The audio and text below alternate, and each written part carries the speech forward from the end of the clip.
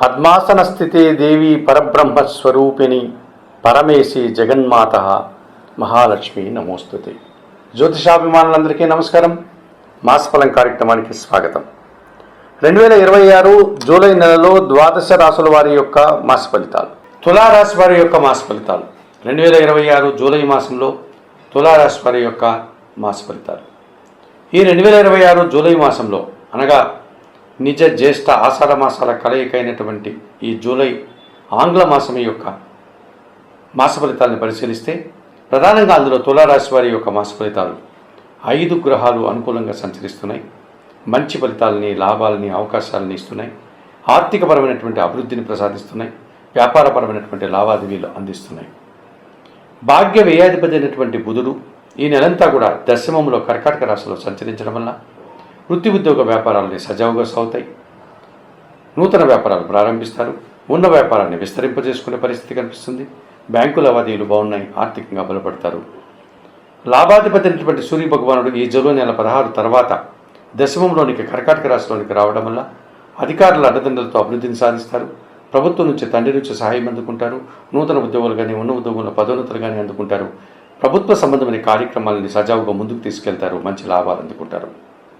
జన్మరాశ్యాధిపతి, అష్టమాధిపతి అయినటువంటి శుక్రుడు ఈ నెలలో లాభములో సింహరాశిలోనే సంచరిస్తున్నాడు కనుక సృజన సహకారంతో చాలా కార్యక్రమాలు పూర్తి చేస్తారు. విందు వినోదాల్లో పాల్గొంటారు. వివాహాది శుభ కార్యక్రమాల్లో కీలకమైన వ్యక్తిగా పాల్గొంటారు. కొన్ని వృత్తి ఉద్యోగ వ్యాపార సంబంధమైన విషయాల్లో మంచి లాభాలు అందుకుంటారు. కుటుంబ సౌఖ్యాన్ని అందుకుంటారు. సంతోషంగా, ఆనందంగా పనిచేస్తారు. చతుర్థ పంచమాధిపతి అయినటువంటి శని భగవానుడు షష్టమ భావంలో మీనరాశిలో సంచరించడం వల్ల కుటుంబంలో సంతోషకర వాతావరణం నెలకొంటుంది. పోటీ ప్రపంచంలో మీదైనటువంటి శైలిలో విజయాన్ని సాధించుకోగలుగుతారు. మీ ఆలోచనలు కలిసి వస్తాయి. పరివార సహకారంతో ఇంట బయట చాలా పనులు పూర్తవుతాయి. వ్యవసాయ రంగంలో పనిచేసే రైతులకు, కూలీలకు మంచి లాభాలు వస్తాయి. లాభంలో సింహరాశిలో కేతు సంచారం వల్ల వృత్తి ఉద్యోగ వ్యాపార వ్యవసాయ రంగాల్లో నిరాడంబరంగానే మీరు మంచి ఫలితాలను అందుకుంటారు. లాభాలు అందుకుంటారు. అవకాశాలు అందుకుంటారు. భగవంతుని ఆశీస్సులు కూడా అందుకుంటారు. మరి 2026 జూలై మాసానికి గాను ఈ తులారాశి వారికి బుధుడు, రవి, శుక్రుడు, శని, కేతువులు 5 గ్రహాలు అనుకూలంగా సంచరిస్తూ 60% శుభఫలితాలను అందిస్తున్నాయి.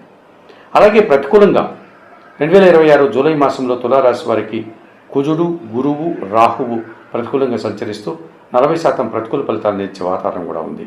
మరి 2026 జూలై మాసంలో ప్రతికూల గ్రహాల యొక్క సంచారాన్ని గమనిస్తే ద్వితీయ సప్తమాధిపతి అయినటువంటి కుజుడు ఈ నెలంతా కూడా అష్టమములో వృషభ రాశిలో సంచారం కొనసాగించడం వల్ల మీ మాటల వల్ల అపార్థాలు, జీవిత భాగస్వామితో మనస్పర్ధలు, వ్యాపార భాగస్వామితో అభిప్రాయ భేదాలు, జనాలతో గొడవలు రావడానికి అవకాశం ఉంది.